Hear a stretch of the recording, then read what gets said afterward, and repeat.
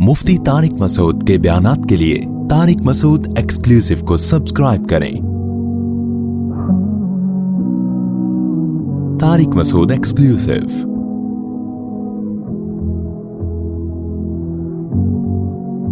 देखो कुरान मजीद में अल्लाह का इरशाद है, या अय्युहल्लज़ीना आमनु तक़ुल्लाह वक़ूलू क़ौलन सदीदा, ऐ ईमान वालो अल्लाह से डरो और सीधी सीधी बात किया करो। ये हदीस याद कर लो मेरे भाई, अल मुस्लिमु मन सलिमल मुस्लिमूना मिन लिसानिही व यदिही, मुसलमान वो है जिसकी ज़बान और हाथ के शर से दूसरे मुसलमान महफूज रहें। एक बात ये।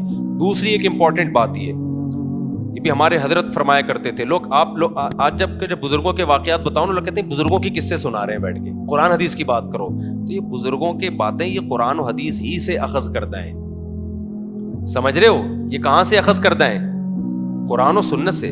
मेरा एक दफ़ा एक घंटा बयान हुआ, एक साहब मुझे कहने लगे, मुफ्ती साहब आपने तो कोई बात कुरान हदीस की तो कुरान ही आयतें तो पढ़ी नहीं, आपने हदीसें तो पढ़ी नहीं। मैंने कहा मुझे बताओ एक घंटे में कोई एक बात है जो कुरान और सुन्नत के खिलाफ हुई हो? कोई एक बात है? मेरी आदत होती है एक आयत पढ़ के उसको एक एक घंटा उसी को एक्सप्लेन कर रहा होता हूं मैं अपने अल्फाज में या आज की मिसालों से।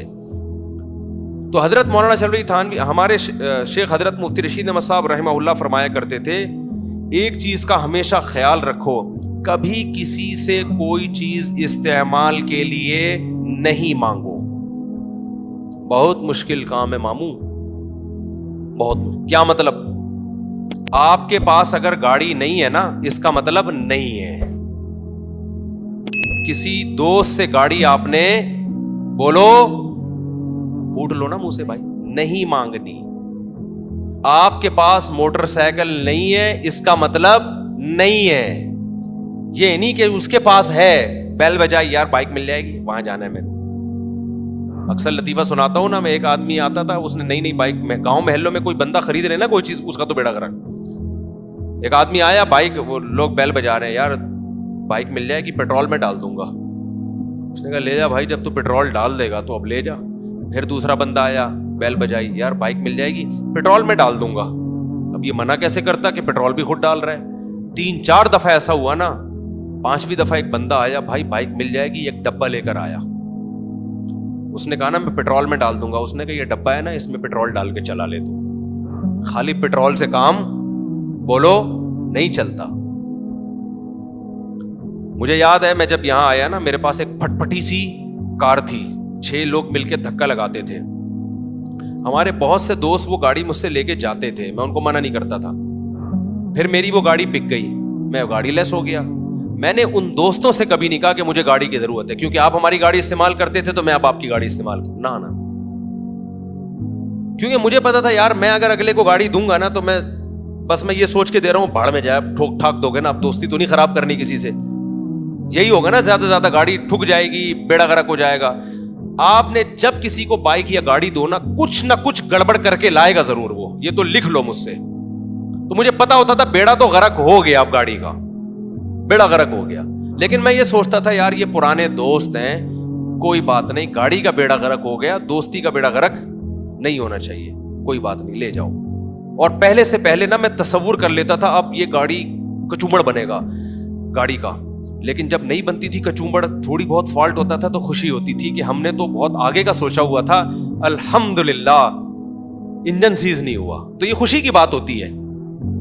बहुत एक्सट्रीम लेवल पे जाके सोच लो ना, वरना टेंशन होगी, अबे गाड़ी सही दी थी, पता नहीं क्या पंचर करके ले आया है, क्या करके ले आया। लेकिन मेरी आदत क्या थी, हमारे हजरत ने इतना पक्का कर दिया था हमें इन चीजों में कि हमें जरूरत होती थी हम टैक्सी कराते थे। कितनी दफा जरूरत हुई है, इमरजेंसी की जरूरत भी हुई, हॉस्पिटल लेके जाना है, दोस्त है नई करोला लेके खड़ा हुआ है, ना ना ना ना, ये भाई मजाक ही है भाई, वो उसने अपने लिए खरीदी है, वो हमारे लिए नहीं खरीदी है। अपनी गाड़ी आप टैक्सी करो, नहीं है बस में जाओ भाई। समझता नहीं है ना बात को। ये जिंदगी के कुछ तौर तरीके हमें, मेरा ख्याल है, सीख लेने चाहिए। कोई जंगल में तो नहीं है ना हम के कहीं कुछ मिले ही नहीं। बाइकों का बेड़ा गर्क करते हैं, गाड़ियों का बेड़ा गर्क करते हैं। और अच्छा, मैं जब दूसरे मुल्क में सफर करने जाता हूं ना, सफर करता, ये जो हमारे दोस्त थे ना जिनको मैंने मुल्तान में कह दिया कि आपके घर स्टे करना है, ये तो चूंकि बहुत बहुत ही क्लोज है, उनका घर भी बिल्कुल खाली है। ورنہ آپ نے کیا کرنا ہے, آپ ہوٹل میں ٹھہرو جا کے, کسی پہ بوجھ نہیں بنو.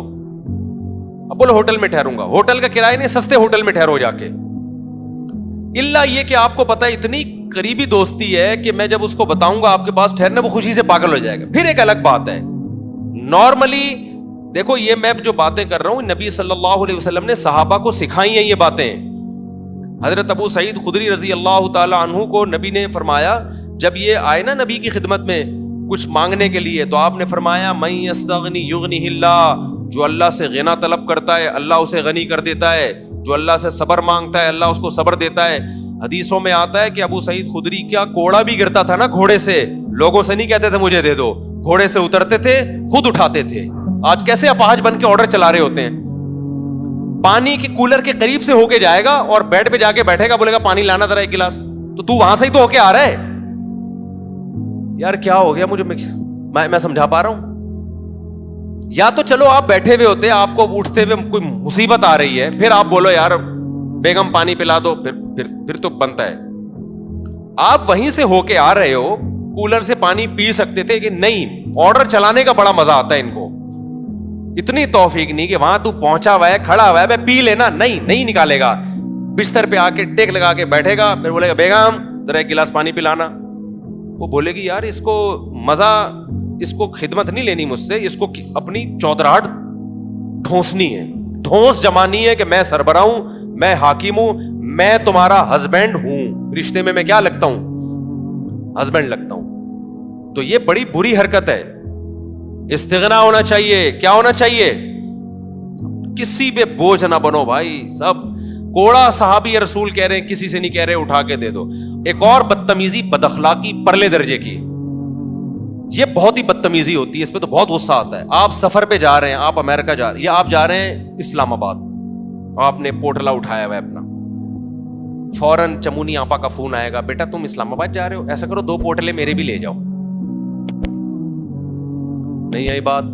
ایسا کرو 2 پوٹلے میرے بھی لے جاؤ. تم تو جا ہی رہے ہو نا بھائی, ہم جا تو رہے ہیں لیکن ہم 3 پوٹلے کیسے اٹھائیں گے یار؟ نہیں, وہ 20 kg تو الاؤ ہوتا ہے. 20 kg کیا ہوتا ہے؟ چمونی آپا کو چھوڑو, آپا اگر کہہ رہی ہے پھر تو لے جاؤ یار. میں تو نارمل لوگوں کی بات کر رہا ہوں, کوئی بزرگ خاتون کہہ رہی ہیں وہ تو ایک الگ بات. یہ نہیں کیا کرو بھائی, اپنا بوجھ خود اٹھاؤ. سفر میں بھی بعض لوگ کیا کرتے ہیں, ڈبل بیگ لے جاتے ہیں, اور پھر ہوتا کیا ہے, آپ کا جو دوست ہے نا مروت میں کہتا ہے یار تو نے ڈبل بیگ پکڑے ہوئے, ایک مجھے پکڑا دے.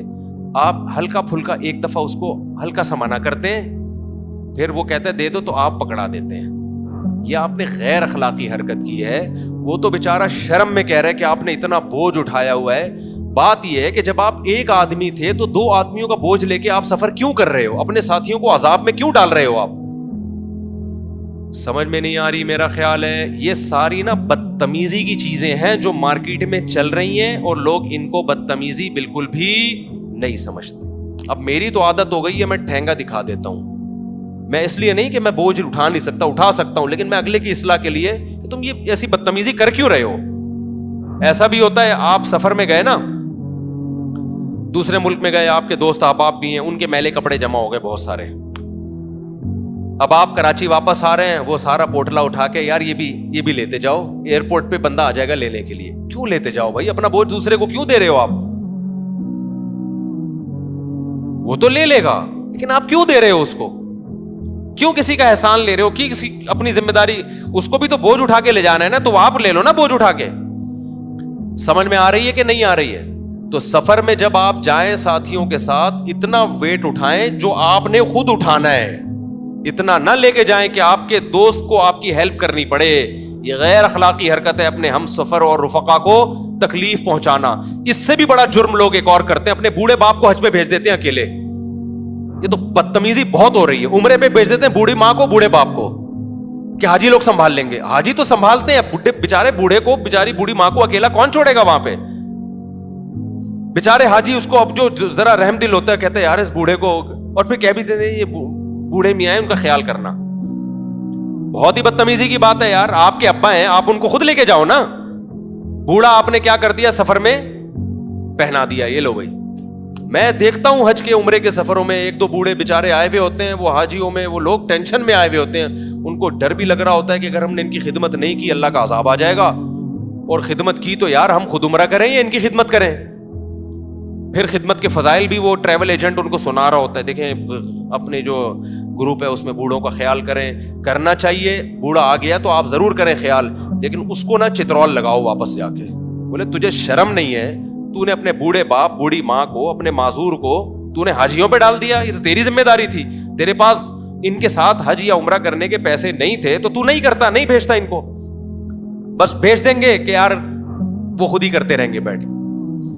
سمجھ میں آ رہی ہے بات کہ نہیں آ رہی؟ یہ بدتمیزی ہے انتہائی, جملہ مکمل کر لیں, انتہائی درجے کی. اٹ از کالڈ بدتمیزی. وقت کافی ہو گیا, کتنے بجے نماز ہے؟ ابے تو وقت ہو گیا, تو ہم تھوڑا سا انشاءاللہ کچھ بدتمیزی کے مزید کچھ مثالیں تھوڑی سی 10-15 منٹ نماز کے بعد دیں گے انشاءاللہ. اس سے آپ لوگ کو بدتمیزی سیکھنے کا موقع ملے گا. ابھی تک ہو سکتا ہے کچھ لوگ بدتمیز نہ ہوں, تو میں ان کو طریقے بتا رہا ہوں کہ اٹ از کالڈ بدتمیزی. لاگے جس نے تمیز والا بننا ہے وہ تمیز والا بن جائے, جس نے بدتمیز بننا ہے وہ کیا بن جائے, وہ بدتمیز بن جائے. کیونکہ میں بھی بھگتا ہوا ہوں نا, میں بھی سفر پہ گیا تو بعض لوگوں نے بیچاروں نے عقیدت محبت میں بہت ٹینشن دی ہے کہ آپ پہنچ گئے, آپ آ رہے ہیں, آپ بھائی بس کر یار, خدا کے لیے چھوڑ دو یار. بہت بہت ٹینشن میں آ جاتا ہے آدمی ان چیزوں سے. تو یہ وہ والی محبت ہے جو افورڈ نہیں ہوتی انسان سے. تمام دبائیں بچوں کی پہنچ سے دور رکھیں. تو مولانا اشرف علی تھانوی کی ایک کتاب ہے آداب معاشرت, وہ سب خرید کے رکھیں. اس کا نام کیا ہے؟ آداب معاشرت. اور اس کتاب میں جگہ جگہ حدیثیں ہیں, حدیثیں کوٹ کی ہوئی ہیں, تاکہ لوگوں کو یقین آئے کہ یہ ان کی اپنی باتیں نہیں ہیں بلکہ یہ کس کی باتیں ہیں؟ پیغمبر کی. وہ حدیثیں جو ہماری نظروں سے اوجھل ہو گئی ہیں, جن کو ہم فوکس نہیں کرتے, تو وہ والی حدیثیں انہوں نے لکھی ہوئی ہیں. آداب معاشرت, معاشرت عین کے ساتھ. آج کل اردو بھی مارکیٹ سے شارٹ ہو رہی ہے. معاشرت کہتے ہیں آپس کے رہن سہن. اللہ تعالیٰ سمجھنے کی عمل کی توفیق عطا فرمائے.